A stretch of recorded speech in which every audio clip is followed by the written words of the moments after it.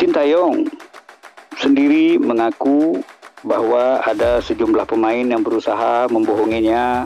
Di sisi lain, pelatih berusia 53 tahun tersebut menegaskan jika ia paling tidak suka dibohongi. Jadi saya memutuskan jika ada yang berbohong, mereka langsung keluar dari tim nasional.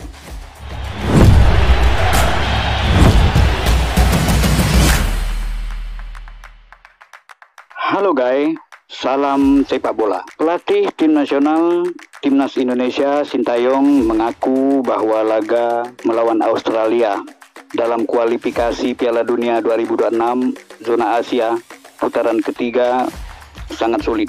Meskipun para anak asuhnya sama kuat dengan The Skoros.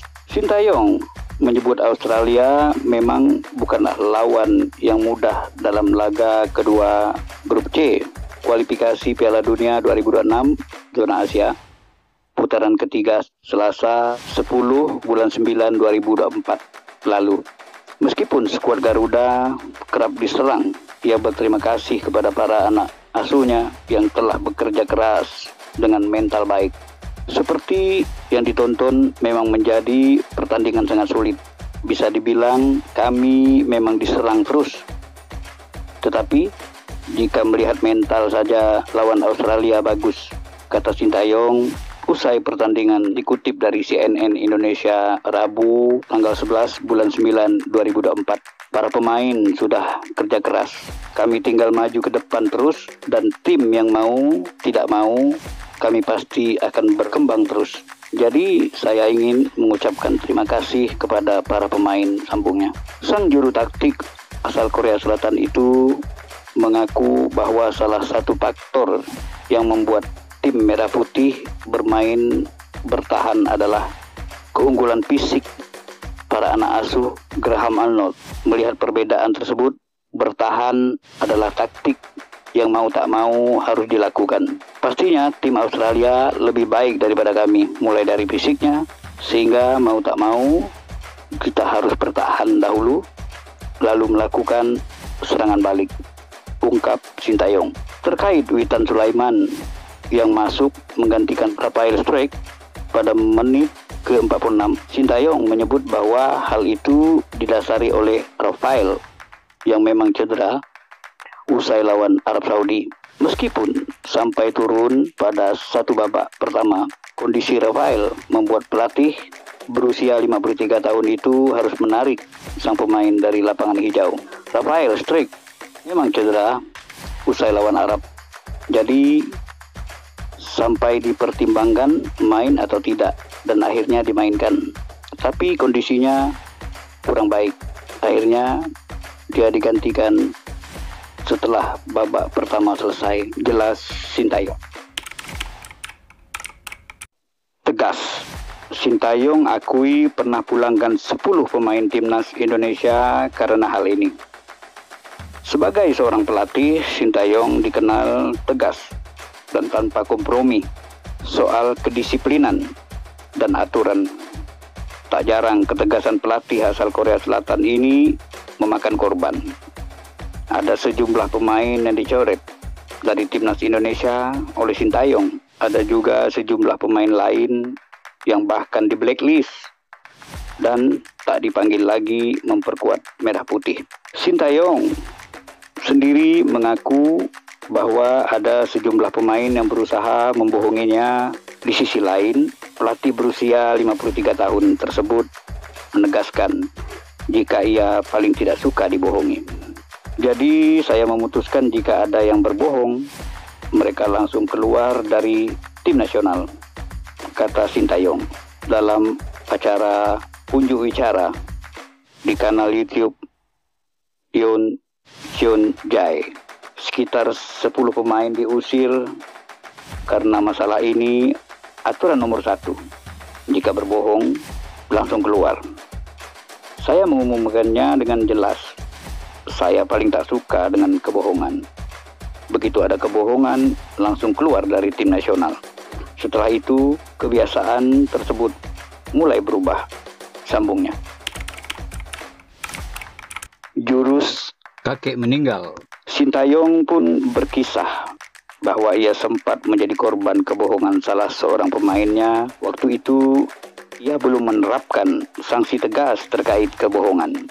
Menurut Sintayong, dalam sebuah acara pemusatan latihan TC Timnas, ada seorang pemain yang tak ikut dalam acara sarapan bersama.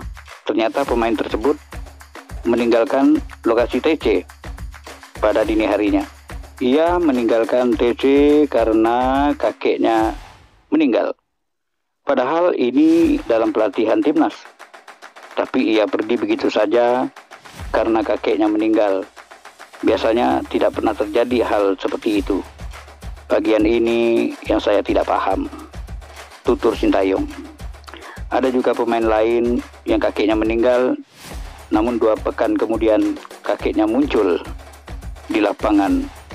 Astaga, sambungnya.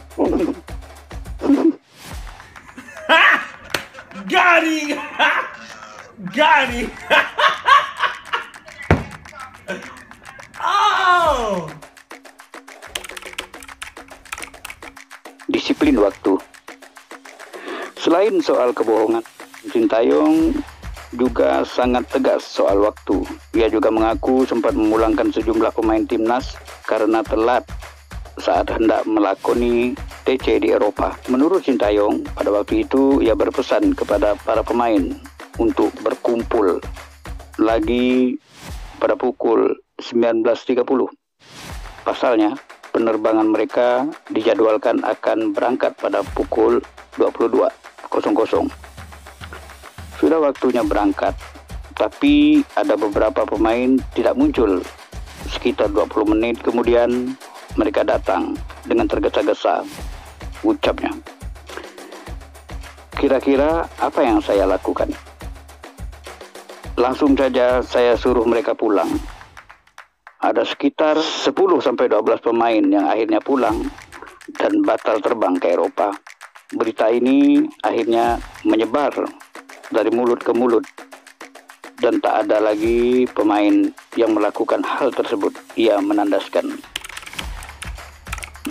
7 korban Sintayong kena PHK hingga resign karena timnas Indonesia ngamuk. Terdapat 7 pelatih yang harus merasakan pemecatan atau PHK hingga mundur usai bertemu Sintayong dan timnas Indonesia, di mana salah satunya adalah pelatih Australia, Graham Arnold. Di bawah arahan Sintayong, timnas Indonesia mengalami peningkatan signifikan dalam permainan sehingga kerap mendapat hasil memuaskan. Hasil-hasil memuaskan itu bahkan didapat dari negara-negara yang secara kualitas sejatinya berada di atas timnas Indonesia. Berkat keberhasilan meraih hasil apik dari negara-negara yang kualitasnya ada di atas tim besutan Sintayong itu, tak jarang pelatih negara tersebut mendapat pemecatan atau bahkan mundur.